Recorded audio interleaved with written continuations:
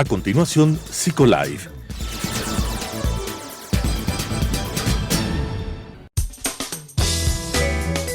Clasificación A. Apto para todo público.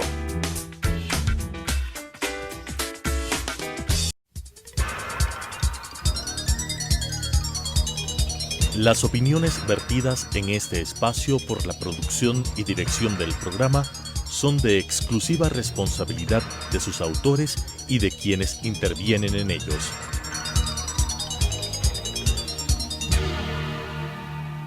Telesucesos Canal 29 UHF presenta Psicolife, un programa creado para hablar de psicología desde una vertiente científica pero amena con la conducción de la doctora Elizabeth Montenegro. Psicolife. Bienvenidos a Psicolife, cambiando tu vida desde tu mente.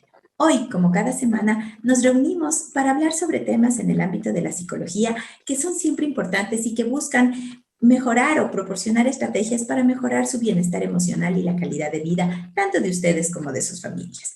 Hoy contamos con la grata presencia de Dylan Andrango. Él es psicólogo educativo, es máster en discapacidad y dependencia, es maestrante en educación especial y maestrante también en atención temprana. Además, es doctorando en psicología de la salud, discapacidad, dependencia y bienestar por la Universidad de La Coruña en España y es docente de psicología de la Universidad de las Américas, UDLA. Dylan, para mí es un gusto tenerte aquí y sobre todo para hablar de un tema tan importante que a veces pasa desapercibido o pensamos que corresponde solamente a una cierta parte de la población, y es el tema justamente de la discapacidad, y sobre todo desde un enfoque diferente, desde el enfoque social de la discapacidad. Gracias, Dylan, por haber aceptado la invitación. Bienvenido. Hola, ¿qué tal? Muchas gracias por esta invitación, gracias por hacerme parte de este programa. Qué bonito el que podamos, pues, hablar de la discapacidad, hablar de las personas con discapacidad y sobre todo, como ya lo has mencionado, desde un enfoque social, ¿verdad? Un enfoque que permite reconocer los derechos en una diversidad que como seres humanos, pues, nos caracteriza. Entonces, muchas gracias por esta invitación. Gracias, Dylan. Y bueno, empecemos explicando un poco a las personas que nos están mirando, ¿qué es esto del enfoque social de la discapacidad? ¿Cómo se entendía antes a la discapacidad y cómo se le entiende ahora desde este enfoque? Bueno, es muy importante esta pregunta, sobre todo el enfoque, el modelo de cómo los seres humanos percibimos la diversidad humana, ¿no? Como seres humanos, nosotros somos seres biopsicosociales, compuestos por esferas de desarrollo que transversalizando, es decir, forma parte de nuestra vida la diversidad. Todos pensamos, actuamos, queremos, amamos y somos distintos. Entonces, esta diversidad hace que como seres humanos nos complementemos y que como seres humanos podamos, pues, generar relaciones sociales, generemos interdependencias y buena convivencia sana y armónica a favor de nuestro bienestar. Pero esto, a lo que hemos llegado ahora, ha tenido muchísima evolución a lo largo del tiempo. Sobre todo cuando hablamos de un colectivo de personas de atención prioritaria, porque hoy ya no se habla de vulnerabilidad, sino de atención prioritaria, sobre diferentes modelos. Entonces, bueno, hablando del enfoque social de la discapacidad, para llegar a esto, pues se tuvieron que pasar por modelos anteriores, ¿no? El modelo de prescindencia, el modelo religioso mágico, para pasar a un modelo de rehabilitación biomédico y el enfoque social. Me voy a centrar en estos dos últimos, ¿ya? El enfoque de rehabilitación, pues como su palabra lo dice, se miraba a la discapacidad como una enfermedad, como algo que tenía que ser rehabilitado, como algo que tenía que ser curado, ¿verdad? Para que tenga una plena participación en la sociedad, ya sea en la educación, ya sea en el trabajo, ya sea en lo social, ¿sí? Pero ahora, tomando en cuenta que la discapacidad no es una enfermedad, sino que es una condición propia de la diversidad de algunos seres humanos, ¿verdad? Nace el modelo social. Este modelo social lo que busca es, primero, una cuestión de términos, definir una cuestión de términos. Hoy por hoy, desde el modelo social de la discapacidad, se habla de personas con discapacidad. Qué interesante esta palabra anterior a discapacidad, personas, ¿no es cierto? No sé si Eli ha escuchado anteriormente, pero se hablaba de discapacitados, de capacidades diferentes, de capacidades especiales, de capacidades distintas, todos estos epítetos peyorativos que iban en contra de uno de los derechos humanos principales, que es la dignidad, ¿no es cierto? Y que se centraban fundamentalmente en la persona, en el sentido de que el sujeto con discapacidad o discapacitado, como tú bien lo mencionas con esos epítetos, tenía que recibir solamente la atención para, para tratar de hacerle más funcional, pero no necesariamente se pensaba en él vinculándole con el resto de la sociedad. O sea, era él y su familia, tal vez la institución de educación especial a la cual acudía, pero nada más, pero no como una persona participativa en la sociedad, una persona que forma parte también del espacio donde nos desarrollamos. Claro, así es. Entonces, este modelo lo que buscaba precisamente era esa rehabilitación, esa integración. Es decir, que la persona, una vez que se rehabilite, se integra a la sociedad. La situación tiene un elemento clave importante que precisamente es el desarrollo de ¿qué? La validez de los derechos. Y cuando hablamos de un modelo social de la discapacidad, pues lo primero que se busca en esta convención que se creó en el 2006, ¿verdad? Y que se creó gracias a varios colectivos sociales, y tengo que nombrar algunos, dentro de ellos el movimiento de vida independiente, ¿no? Que ellos precisamente decían, nada de nosotros sin nosotros. O sea, ¿por qué se crean situaciones sin tomar en cuenta nuestra propia percepción? Era lo que intentaban decir, ¿no? Entonces, este modelo social, pues, más participativo, que ya no va a la integración en donde el ser humano tiene que integrarse al contexto, sino que es el contexto el que tiene que incluir al ser humano en todas sus características. Repito, educación, trabajo, el tema social, el ocio y la recreación, que también son importantes. Se crea el término persona con discapacidad. ¿Por qué el persona? Lo que buscamos o lo que se buscó fue tomar conciencia, ¿verdad? Sensibilizar a todos los seres humanos que en esta complejidad de humanos todos somos diversos y que ante cualquier condición todos somos seres humanos. Y por nuestro posicionamiento jurídico de ser seres humanos, y esto ya va a lo jurídico también, ¿no? Somos sujetos de derechos y de obligaciones como todos en común. Entonces, este modelo social de la discapacidad lo que busca es reconocer que no se elimina la condición de discapacidad del ser humano, pero lo que sí se resalta es que vivimos en una sociedad que está lista para discapacitar aún más, ¿verdad? Entonces hay barreras, hay actitudes negativas, estereotipos, prejuicios negativos que vienen de parte de la sociedad, que muchas veces son voluntarias o involuntarias, ¿verdad? Pero ¿qué hacen? Que las personas con discapacidad no puedan incluirse asertivamente. Y pensemos en ejemplos cotidianos, ¿verdad? Sí, por ejemplo, cuando nosotros tenemos que ir a comprar el pan, de repente estamos conduciendo y parqueamos el coche en una rampa y tal vez no nos damos cuenta, ¿verdad? Pero resulta que por esa rampa podría bajar o podría descender una silla de ruedas de una persona con diversidad o con discapacidad, en este caso física. ¿Ya? Y así muchos ejemplos. Tengo una pregunta. En relación a estos ejemplos que tú nos vas mencionando y cuando nos hablas de las personas con discapacidad y de incluirles en todas estas facetas de la sociedad, inclusive considerar el ocio, considerar la recreación, es decir, no centrarles solamente a salir de casa al centro de rehabilitación o a la escuela y ya, sino a que participe activamente. Se me viene una pregunta que posiblemente es una inquietud que tienen muchas de las personas que nos están mirando, y es el hecho de que esto es fácil comprender para aquellas personas que tienen cierto tipo de discapacidad, tal vez física, como tú decías, tal vez necesitan utilizar una silla de ruedas, tal vez discapacidad visual, auditiva o discapacidad intelectiva. Pero ¿qué pasa con aquellas personas? Este modelo también se abre, es la pregunta, para aquellas personas que tienen una discapacidad más severa, aquellas personas que de pronto antes se pensaba que no podían formar parte de una forma más activa, digamos, en la sociedad. ¿También para ellos está abierto este modelo o solo para ciertos grados de discapacidad? Claro, en este caso, Eli, el modelo social de la discapacidad no es excluyente. Es incluyente porque incluye, valga la redundancia, a todas las personas con discapacidad porque lo que busca es una sociedad más justa, una sociedad libre de desigualdades, de justicia social, de determinantes sociales, y busca el bienestar de los colectivos. Entonces, cuando hablamos de personas con discapacidad, si bien es cierto, hay diferenciación, ¿no?, entre una persona con discapacidad física, mental, intelectual o sensorial, lo que se busca desde el modelo es promover una participación plena, efectiva de la sociedad, pero desde su propia funcionalidad. Y es por eso que aquí muchos de los autores y la academia también lo declaran, ¿no? A veces el modelo biomédico que estuvo centrado solo en la deficiencia y el modelo social que intenta como que transversalizar ese elemento o trasladar más bien ese elemento a la sociedad, como que han quedado un poco vacíos. Y ahora se habla de un nuevo término de la diversidad funcional. ¿Por qué? ¿Qué busca este término?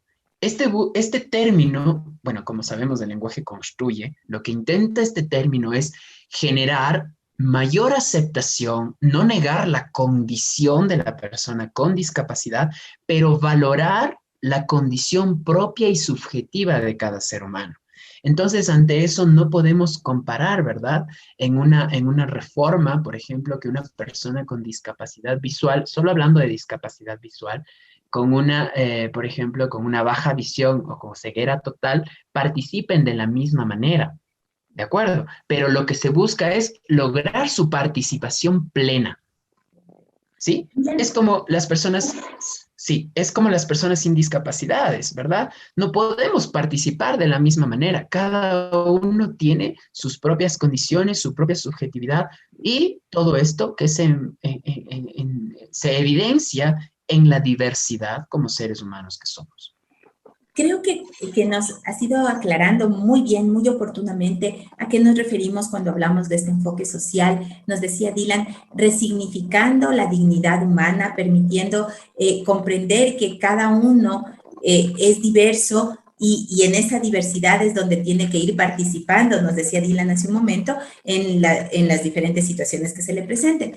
¿Cómo hacerlo eso desde la práctica? Porque ya lo que tú nos has explicado nos deja una idea clara de qué podemos hacer, pero ¿cómo se aterriza eso ya al día a día, a lo cotidiano, a las situaciones de vivencia diarias? ¿Cómo podemos hacer para aterrizar justamente este enfoque social que tras cámaras nosotros decíamos es un enfoque que sí a nivel del mundo está ya desde hace muchos años, más de una década? Tú nos hablabas de la convención en el 2006, estamos hablando de casi 15 años, pero en nuestro país como que está dando pasitos pequeñitos todavía y falta asentarse más.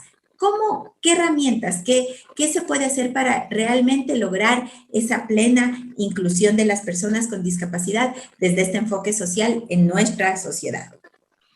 Bueno, primero creo que como seres humanos, como personas, como habitantes de un territorio, y en este caso en el Ecuador, tenemos que trabajar mucho en el tema del lenguaje. El lenguaje es un elemento cognitivo, psicosocial, que nos permite construir realidades, ¿no es cierto? Entonces, lo primero que debemos hacer, o que yo recomiendo, y que conversando con personas con discapacidad lo hemos visto, es quitarnos esta visión paternalista, esta visión asistencialista, y más bien promoviendo la autodeterminación, promoviendo la transición a la vida adulta. ¿Qué significa todo esto? Que las personas con discapacidad pueden hacer sus cosas y que cuando ellas, o como cualquier persona necesite de ayuda, nos las va a pedir, pero no brindar esa ayuda desmedida que muchas veces incapacita. Eso por un lado. Y esto también nos lleva a aterrizar la idea de que primero las personas con discapacidad ahora tienen una expectativa de vida mucho más amplia que la que se podía hablar en años anteriores. Entonces eso implica que las personas con discapacidad no van a ser niños para siempre, como todavía se tiene esa imagen, ¿no? Se tiene la imagen de que son niños y de que al ser niños no van a crecer y van a requerir siempre esa asistencia de papá y de mamá. Con lo que tú nos estás diciendo, esa transición hacia la vida adulta, entendemos entonces que tienen una expectativa de vida más grande, que eso implica que papá y mamá no van a ser eternos y que tampoco es justo de alguna manera poner esa carga, ¿no? Tal vez entre los hermanos, en ellos que también necesitan hacer su vida, sino que darle a él las herramientas para que esta persona también pueda ser funcional por sí mismo, obviamente en la medida de sus posibilidades. Claro que sí. Entonces, un elemento clave es esto, ¿no? La funcionalidad que reconocemos en cada ser humano. Otro elemento importante y que se maneja mucho en educación, sobre todo en temas de inclusión, bueno, de educación inclusiva, es el diseño universal, ¿no? Ya hemos visto, por ejemplo, si tenemos la oportunidad de reconocer ascensores, rampas en calles, en centros comerciales, este es el diseño universal arquitectónico, ¿no? Un diseño para todos, lo llamamos así. Pero esto no solo debe quedar en lo arquitectónico, las barreras físicas pueden eliminarse, pero lo más importante son las barreras actitudinales, las barreras de pensamiento que a veces podemos generar por este tema del desconocimiento en muchos de los casos, ¿no? Entonces, por ejemplo, hablando de un tema de educación, podemos generar toda esta práctica a través del diseño universal de aprendizaje o del TUA, en donde ya no se habla mucho del tema de adaptaciones curriculares, sino de ajustes razonables. Y este ajuste razonable que evidencia o posibilita que la persona que esté incluida en los centros educativos en una educación escolarizada, ordinaria, ¿no es cierto?, o regular, como la conocemos acá, pues que una vez que esté un programa educativo diseñado desde el diseño universal del aprendizaje, ya no necesitará hacer estas adaptaciones curriculares propias, sino que simplemente se adecuará a la individualidad de cada estudiante. Y para ello, pues, se necesita de qué? De que las universidades que formamos personas o profesionales en educación, en psicología o en ramas sociales, también repensemos esa situación, ¿no? ¿Cómo están generados nuestros currículums? ¿Cómo está generado ese abordaje para la diversidad? Porque la diversidad no es solo funcional, la diversidad es de muchos aspectos psicosociales que se dan, ¿no? En la cotidianidad humana. Entonces, repensar también esos currículums. ¿Y por qué no decirlo también? Sí, ¿por qué no decirlo también desde las ciencias de la salud? Repensar el currículum de abordaje de personas con discapacidad. Yo a mis estudiantes les digo, imagínense un psicólogo que pueda dar su consulta o su terapia en lengua de señas. Entonces, ese es un elemento clave donde eliminamos una barrera, en este caso de comunicación, y damos la posibilidad a la autodeterminación, es decir, que el ser humano se valga por sí mismo y se reconozca por sí mismo sin la necesidad de un otro. Y hablar de este diseño universal de aprendizaje que elimina, como tú bien dices, esa barrera de una adaptación curricular en el cual de todas formas el estudiante se siente diferente a los demás, porque a mí me pasa muchas veces en la consulta, los niños, los adolescentes ya no quieren recibir la adaptación curricular porque dicen, profe, yo me siento mal, o cuando dan el examen para todos y de pronto dicen, pero este es para ti, o hacen todos esta actividad y esta es la tuya. Entonces, realmente inclusión como tal no es, ¿no? Porque realmente lo que estamos haciendo es hacerle sentir totalmente diferente a pesar de que esté en un aula regular, incluido en la educación regular y demás. Entonces, cuando hablamos del diseño universal de aprendizaje y entendemos que todos, algunos en mayor medida, otros en menor medida, pero necesitamos un acercamiento diferente, una forma de acceso diferente a la educación, entonces estamos considerando esa individualidad que tú decías y esa resignificación del ser humano, cada uno con sus necesidades.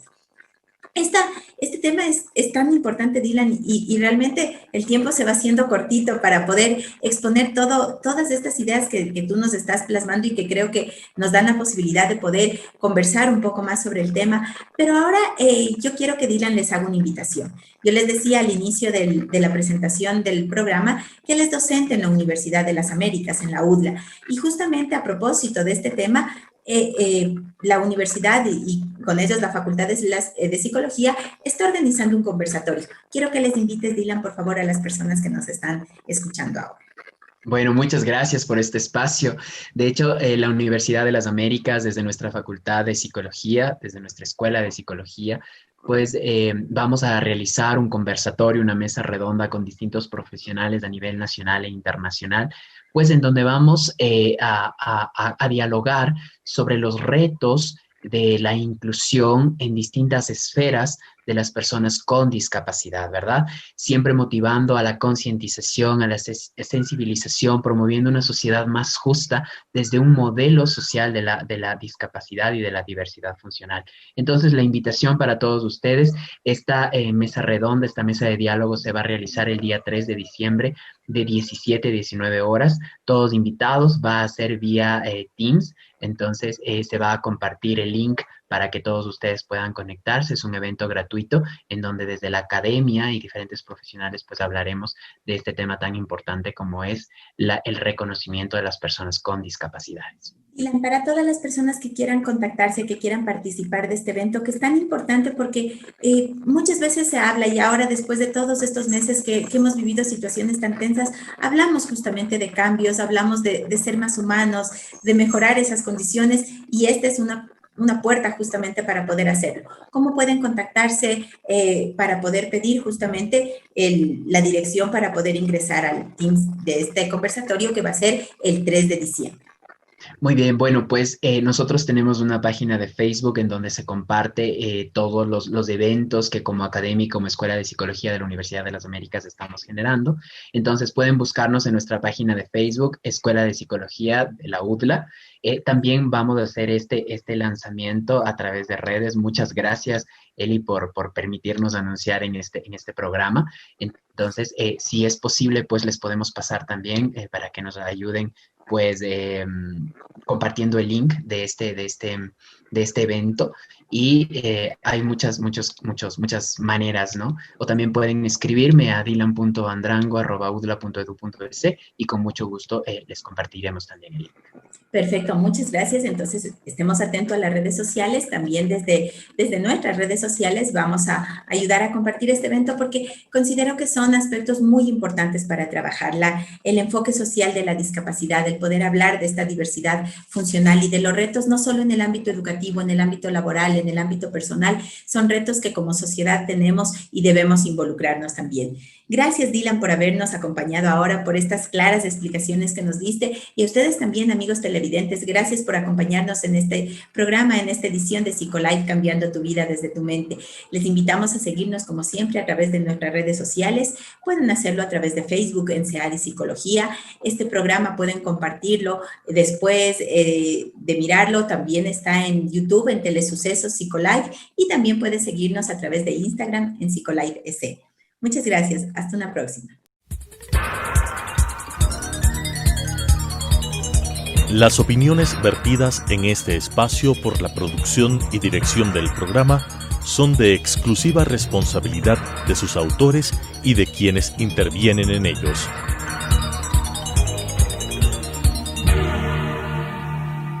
Telesucesos Canal 29 UHF presentó Psicolife, un programa creado para hablar de psicología desde una vertiente científica pero amena con la conducción de la doctora Elizabeth Montenegro. Psicolife,